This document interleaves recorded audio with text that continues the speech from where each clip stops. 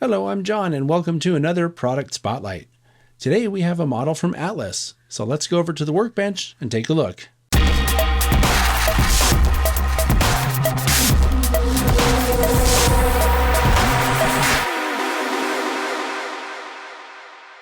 Alright, so here's what we're looking at today. This is an HO scale SD24 from Atlas. This is from Atlas's Master Series, by the way, and it represents the low-nose Union Pacific model of that locomotive. And something I want to mention is I looked on Atlas's website. I found a whole bunch of different types of these models listed as SD24s and SD26s. These range in price on the DCC Ready version from $189.95 to $199.95, depending on the model and the features that it has. And on the DCC and Sound Equipped version, they go from anywhere between $289.95 to $309.95. And again, it depends which one you're looking at.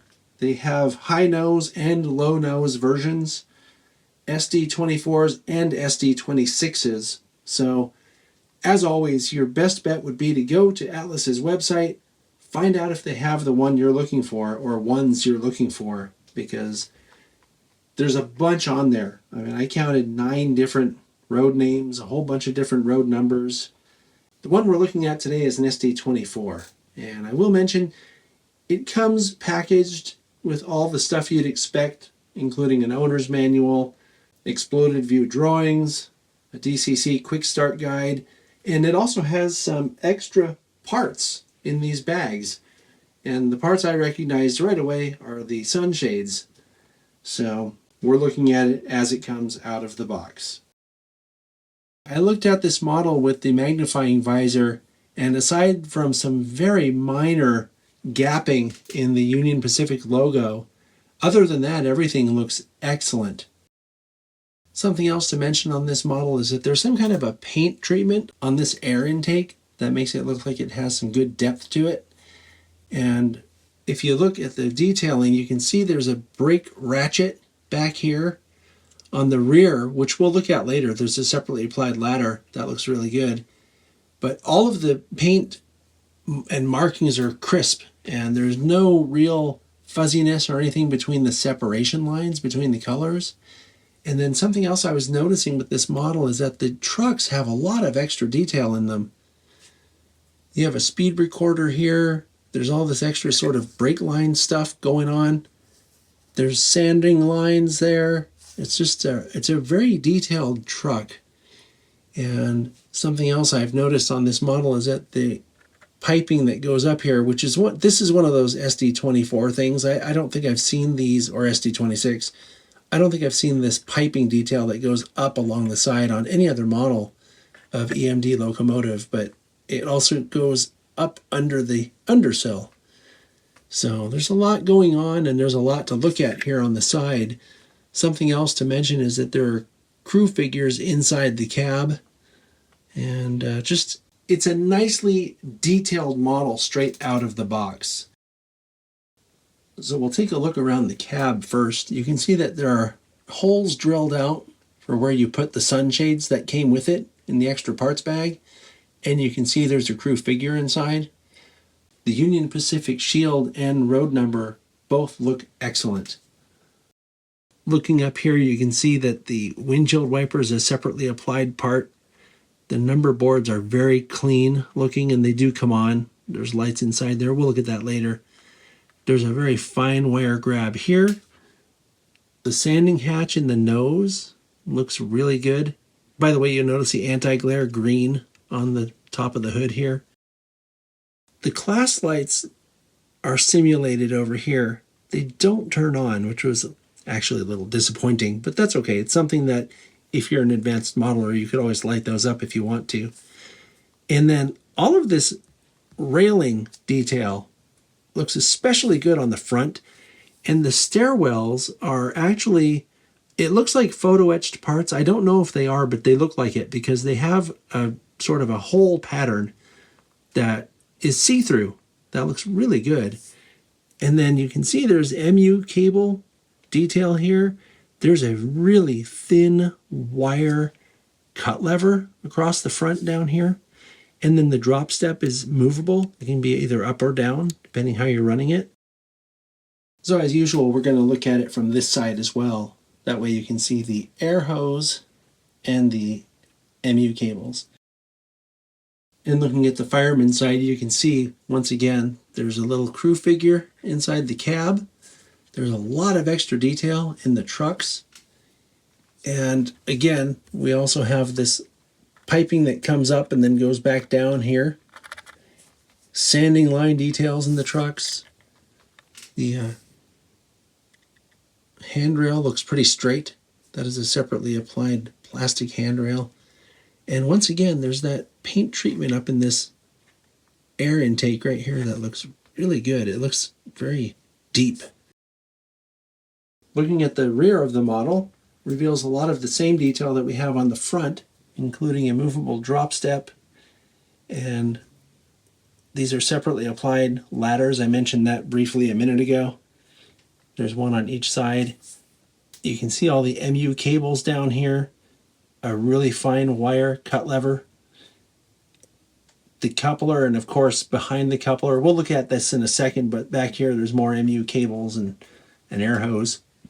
Also, the stairs back here are see-through, just like they are in the front. This is the last 3/4 view we'll look at, and you can see the air hose like I mentioned a minute ago, as well as the MU cables. And I want to mention here, just put that down. I want to mention here also, you can see what we're going to look at in a minute, how the detail along the roof is. So let's take a closer look at that because it is really cool. I wanted to make it a point to show you this roof detail because there's a lot of it, from this conduit that runs along the side all the way up to here where the air reservoirs are, to the depth of the fans. That's an individually applied horn casting. I'm not sure what this part is called, but it looks like some kind of a exhaust filter, but that's also a separately applied part. And the dynamic brake fans have some great depth going on in there. It might be kind of hard to see. I'm hoping that you can see all this. There's silver blades inside under a separately applied grill. Looks really good. This is a separately applied part. All of these air reservoirs are separately applied. Looks like a little firecracker antenna back here. There is a lot going on. Even the lift rings are separately applied. So they've really gone out of their way to add a lot of separately applied fine detail to this model, and it looks fabulous. All right, well, you know it's always my favorite thing to run the locomotive, so let's get this thing going and see how it performs.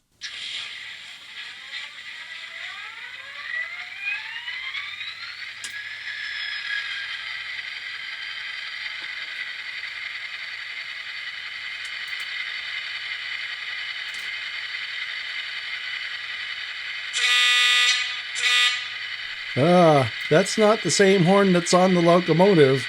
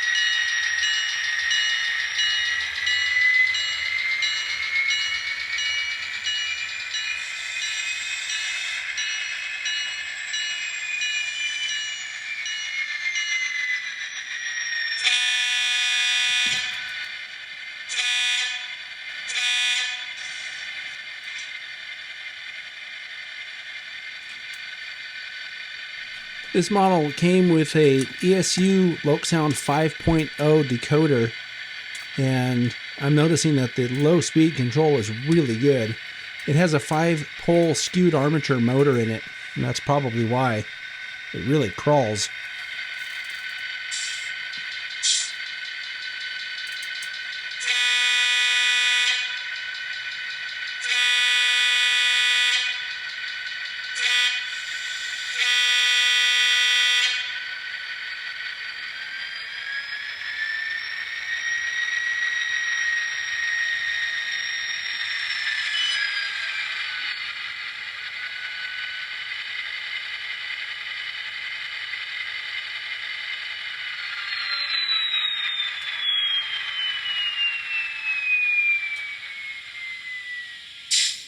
All right, so now we'll take a closer look at the lights. The lights are directional. They come on with F0, and the number boards come on with the lights. They use a gold and white LED in there, and you can dim the lights by hitting F12. That's for opposing traffic.